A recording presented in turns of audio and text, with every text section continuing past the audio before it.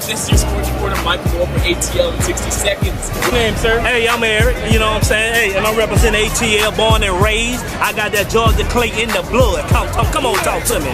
So what do you think is going to happen in this game today? We're going to tear their ass up. Can I say tear that ass up, or can I say something else? Hey, you go with what you feel, right? Well, we're going to tear that ass up because you got to understand one thing. New Orleans got that Cleveland Brown stuck in their blood. They almost got their ass tore up last week. Now they got to deal with our defense and Matt Ryan at the same damn time. Now you tell me what's going to happen. So what makes Atlanta one of the best sports cities to you? Because we welcome all. We welcome all. You come here, we take them damn all. You know what I'm saying? We're going to have a good time with you and tear your ass up at the same time. That's what we're going to do. Welcome them when we take them down right here on ATL in 60 seconds.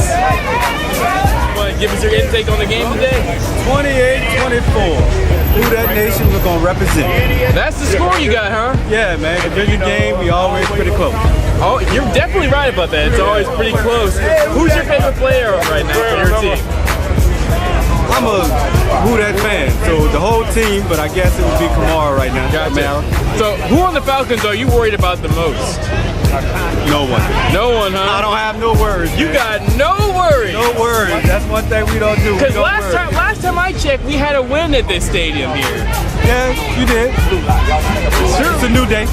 It's a new day, a new season. A new day and a new season here on ATL in 60 seconds. Hey there, Atlanta. Welcome to another episode of ATL Sports Showdown, where we give you all of your favorite showdowns from all of your Atlanta sports teams.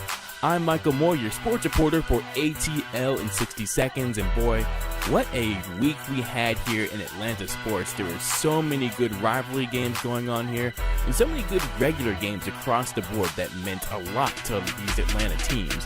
Now, of course, I gotta start out with your Atlanta Falcons, who had the New Orleans Saints up in town. You know, that's gotta be one of the biggest rivalries that go on here in Atlanta, with the New Orleans Saints marching into the Mercedes-Benz Stadium.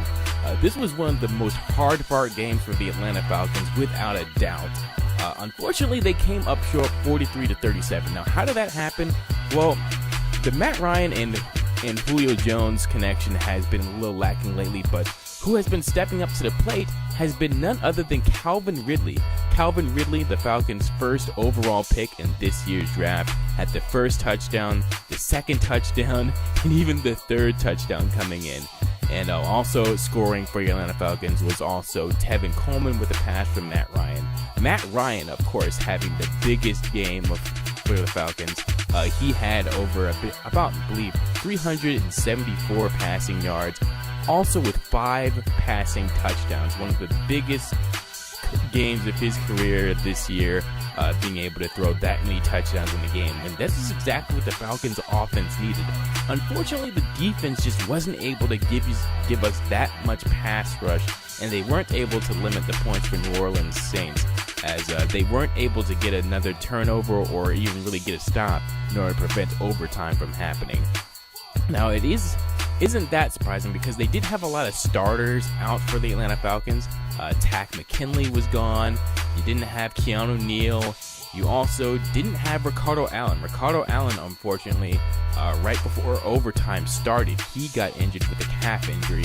So a lot of the players weren't able to line up correctly in order to really be prepared for New Orleans' high-powered offense. And speaking of high-powered offense, Drew Brees definitely had something to do with that, having 3 touchdowns of his own, and also having even more passing yards than Matt Ryan with 394.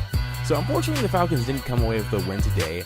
They do get to make up for it hopefully next week when they play against the Cincinnati Bengals. Now, fortunately for Atlanta, there is a lot to celebrate, even though the Falcons were able to win today. For example, the Atlanta Braves have finally made it to the postseason. When was the last time we were able to see this? Not since 2013. It's been 5 years since the Braves have been into the playoffs.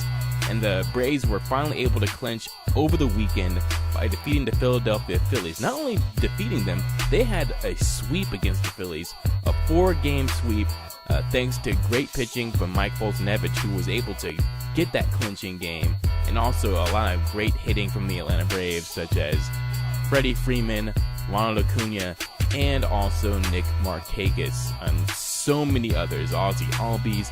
everybody across the board has been making great plays for the Atlanta Braves, and it's only a matter of time until we see who we get to play during the playoffs to see how Atlanta will further progress. So we're definitely going to keep an eye on that for you in Atlanta in 60 seconds.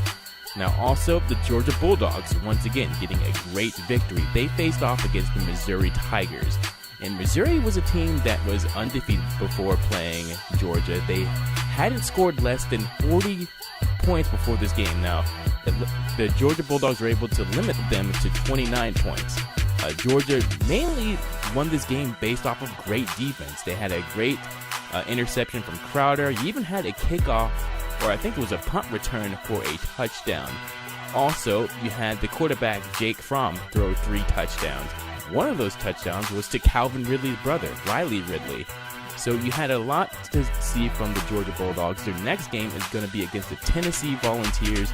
You don't want to miss it. It's going to be another SEC pack-filled action game, and we definitely can't wait for what we see from that. Now, the Braves weren't the only one to clinch another playoff win, and that was also your Atlanta United. They won the Supporter Shield Cup, and they won their division by winning their game against the Real Salt Lake City team. They had a goal from Villalba, and they also had a goal from one other player during that game in a 2-0 win. So that's another great victory for Atlanta. Hopefully they'll get a lot more done in Mercedes-Benz Stadium, and hopefully be able to get a couple of games played, because I believe they had a first-round bye in this playoff now that they have clinched the playoffs now and have won the Supporters Cup, or Supporters Shield. So with that, we have already 2 Atlanta teams guaranteed to get into the playoffs. Hopefully as the season goes along for the Atlanta Falcons, they can get their playoffs hopes up. But it's the beginning of the year, so we're just going to have to wait a little while longer to see how things are going to shape up there. One other team that I almost forgot to mention was the Georgia Tech Yellow Jackets. They played the number 3 team in the country, Clemson Tigers, and unfortunately Clemson showed why they were the number 3 team, putting up 49 points while Georgia Tech could only put up 21. A lot of turnovers involved for Georgia Tech, as Taquan Marshall, though, didn't throw any interceptions, but really didn't throw that many yards. He only threw for 29 yards, and they only had 146 yards rushing. That is not something that's very characteristic of Georgia Tech. But when you place it against such a great defense in Clemson, sometimes those things kind of happen. So those are our highlights for today for Georgia sports. Make sure that you stay tuned in to an ATL in 60 seconds and follow us on Instagram, on our Twitter, and on our Facebook page. Also, be sure to like and subscribe on our YouTube channel. As always, we want to know what you think, Atlanta. How do you think the Falcons are going to shape up for the rest of the season now that the defense has had so many injuries? How are they going to rebound? And can they make their way to the playoffs regardless of all those factors? And how do you think the Braves are going to shape up in these playoffs? How do you think Atlanta United is going to play in these playoffs? So many things are developing here in Atlanta, regardless of some of the wins and losses that we have seen. We're seeing these teams take a new height in terms of their playing level, so we can't wait to see what happens. As always, if you are a sports bar who is looking for a little more exposure, we want to know if we can give you some of that exposure and that we can film there, and we can have a little give and take there. And also, we always want to hear your input on how our shows go and how you think Atlanta is one of the best sports cities in the world. This is Michael Moore, your sports reporter for ATL in 60 seconds. Can't wait to see you next week.